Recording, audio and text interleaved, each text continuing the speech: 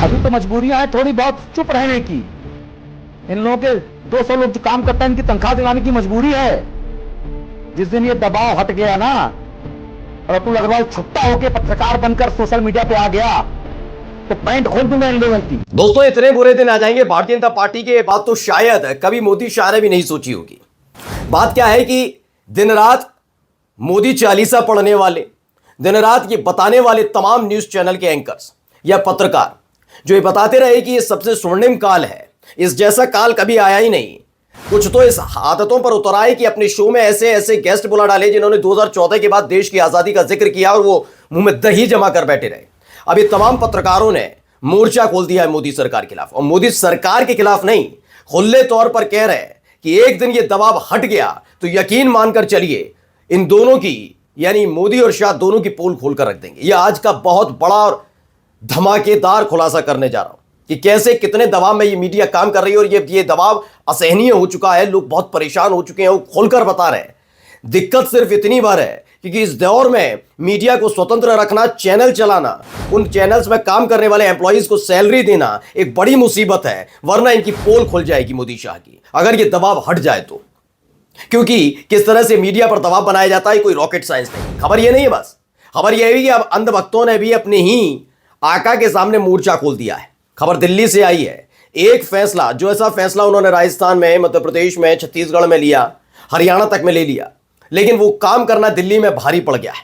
कल तक जो मोदी शाह जिंदाबाद जिंदाबाद कर रहे थे ना, उन्होंने ही रेखा गुप्ता के सीएम बनने पर ऐसा मोर्चा खोला है कि पूरी दिल्ली में जबरदस्त तरीके से भारतीय जनता पार्टी में घबराहट महसूस हो रही है। तमाम खबरें दिखा रहा हूं कि कैसे बीजेपी फंसी। नमस्कार, मैं हूं प्रज्वल गौतम और आप देख रहे हैं द लाइव टीवी।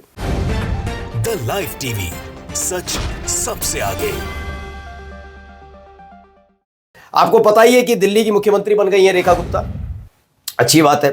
कैसे बनी, क्यों बनी, उसका वजह पहले भी बता चुका हूं। बहुत विश्लेषण की जरूरत नहीं है। मोदी शाह को एक ऐसे आदमी चाहिए, एक ऐसा इंसान, एक ऐसा विधायक चाहिए जो अंगूठे के नीचे रख के काम करे।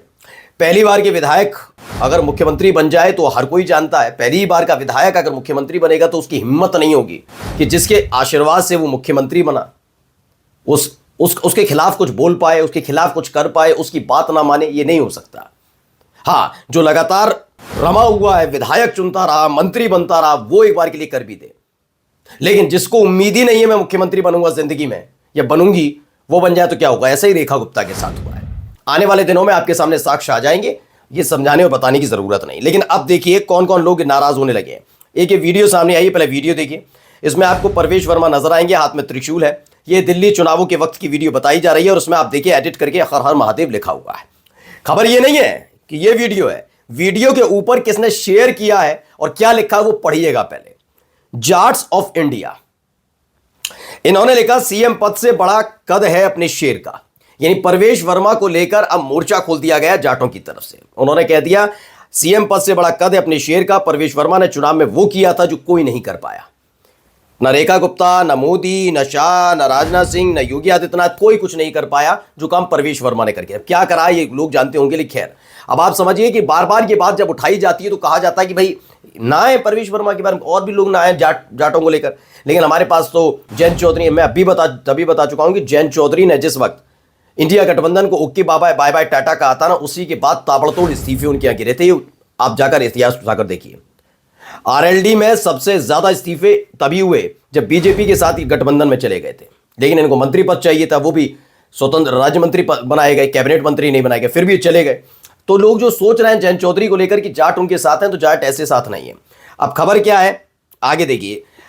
एक बालियान नाम का ट्विटर हैंडल है, कौन चलाते हैं क्या चलाते हैं मुझे नहीं पता, लेकिन इस ट्विटर हैंडल की एक खासियत है, इनके आप पुराने अगर उठाकर ट्वीट्स देखेंगे तो ये ट्वीट्स बिल्कुल ऐसे ही लगते हैं जैसे बीजेपी आईटी सेल के।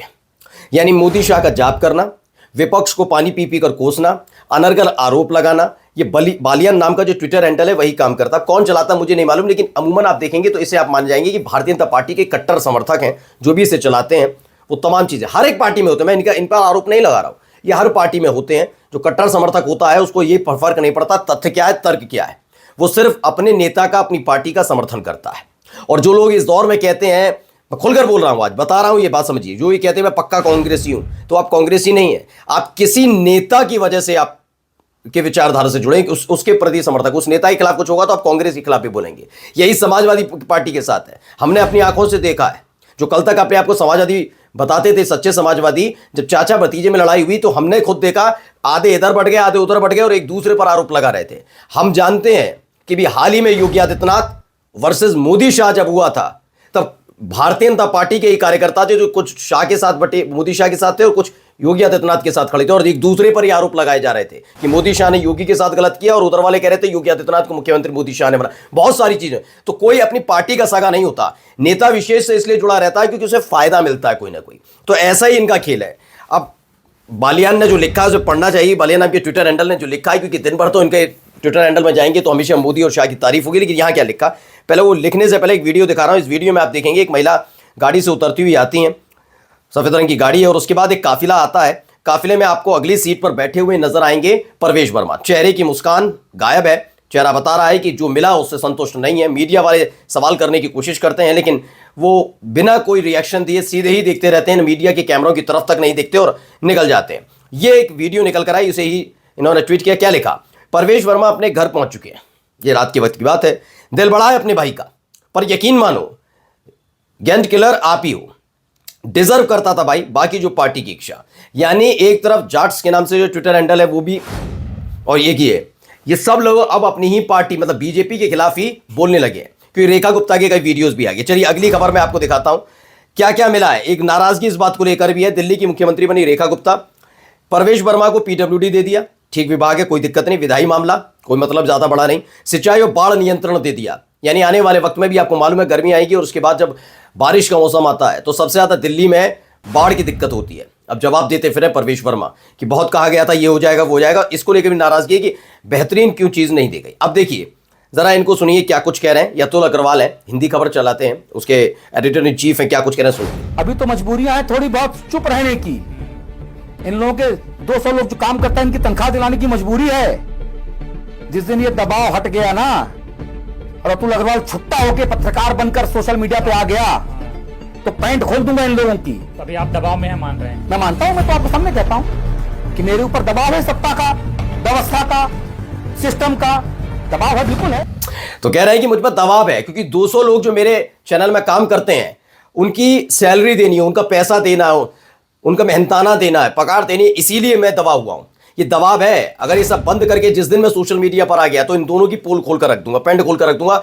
ये अब सोचिए कितने दबाव में जी रहे हैं इस दौर के पत्रकार। और एक आ जाता हमारे देश में तो निष्पक्ष है, लोकतंत्र 2014 के बाद ही जिंदा हुआ ऐसा बताया जाता है। आज तक की एक खबर है, उसको भी पढ़िएगा। 121 लोगों की हुई थी मौत, हाथरस भगदड़ मामले में भोले बाबा को क्लीन चिट। आने वाले वक्त में अगर आपको महाकुंभ मामले में या फिर आने वाले दिनों में आपको रेलवे स्टेशन नई दिल्ली पर जो हादसा हुआ उसको लेकर भी ऐसी कोई खबर आए तो हैरत में मत डालिए। आइएगा 121 लोगों की मौत हो जाती है हाथरस में जो भगदड़ हुआ उसको लेकर। अब अशरफ हुसैन लेता है आज तक की इस खबर के मुताबिक हाथरस में जो भगदड़ हुई 121 लोगों की मौत हुई, उस पर भोले बाबा को क्लीन चिट मिल गई है। न्यायिक आयोग ने पुलिस और अभियोजकों को बताया जिम्मेदार। अब कह दिया ये लोग जिम्मेदार हैं, कोई बाबा जिम्मेदार नहीं है। समझ सकते हैं कहां कैसे क्यों इस दौर में हो क्या जाए। मौलवी होते तो अभी तक ये खुद ही गिरफ्तार तभी हो जाते, गिरफ्तार होकर जेल में ही सड़ रहे होते। क्या एक स्वदेश की खबर है, इसमें लिखा पूर्व नौसेना अधिकारी बुजुर्ग की पिटाई, पुलिसकर्मियों ने की पिटाई। क्या कुछ हुआ, परिवार के साथ अभद्रता की गई। आईपी सिंह लिखते हैं भगवान राम की नगरी में योगी जी का आत्मनिर्भर पुलिस हमारी सेना के पूर्व अधिकारियों और बुजुर्गों की पिटाई कर रही है। ऐसे निकम्मों को बर्खास्त करो जो तीर्थ स्थलियों पर आंखें तरेड़ दें। धार्मिक नगरी में क्या ऐसे पुलिस वालों को कड़े से कड़ा सबक सीएम सिखाएंगे? धार्मिक नगरी से प्रदेश की छवि दुनिया भर में जा रही है। प्रयागराज में मारपीट की तस्वीरें आई। हिमाचल के मुख्यमंत्री कहते हैं मेहमान हमारे भगवान हैं, पुलिस उनकी 100 गलतियों को माफ करते हुए उनके होटल तक छोड़ेगी। ऐसे में योगी जी की पुलिस तीर्थ यात्रियों की पिटाई कर रही है, ऐसे पुलिस वालों को बर्खास्त किया जाए। कुल मिलाकर आप समझिए हो क्या रहा है कि एक तरफ बुलाया जा रहा है आओ आओ, और उसके बाद अव्यवस्था थोड़ी होती है जो जिम्मेदारी सरकार की उन्हें पीट दिया जाता है। अब जाते जाते एक खबर, टीम मस्क फ्लैक्स। एक तो एलन मस्क, ऐसा लगता है कि डोनाल्ड ट्रंप सही कहा था एलन मस्क के बेटे ने, डोनाल्ड ट्रंप वाकई राष्ट्रपति नहीं है, इस समय एलन मस्क ही है सब कुछ। अब क्या हुआ, Trump waves but a fact check, 21 million did not go to India for voter turnout was for Bangladesh. ये बांग्लादेश के लिए थे। दीपक शर्मा हैं, बड़े पत्रकार हैं, उन्होंने कहा ट्रंप लगातार हमारे देश का अपमान कर रहे हैं और झूठे आरोप लगाकर अपमान कर रहे हैं। जिस चुनाव के पैसे को बांग्लादेश भेजा गया और भारत को देने की बात कर रहे हैं। दुनिया में भारत के बारे में इतनी ऊंची बातें किसी विदेशी नेता ने पहले कभी नहीं कही। भारत को इसका विरोध करना चाहिए। हाँ, भारत विरोध कर देगा बिल्कुल, लेकिन दोस्त कैसे करेंगे विरोध? दोस्त को तो भारतीयों के अपमान के बावजूद भी वहां जाना है, वहां जाकर फिर भी अपने ही लोगों को बताना है कि आप अवैध तौर पर रह रहे हैं तो इलीगल काम तो कर ही रहे हैं। बेड़ियां और हथकड़ियों में जैसे भेजे गए, चीन के लोग नहीं भेजे गए, रूस के नहीं भेजे जा रहे, लेकिन अपने भेजे जा रहे हैं तो उस पर कुछ नहीं बोलना है। ये सारे काम में व्यस्त हैं नरेंद्र मोदी साहब, काहे को उनको परेशान कर रहे हैं। नमस्कार। द लाइव टीवी, सच सबसे आगे।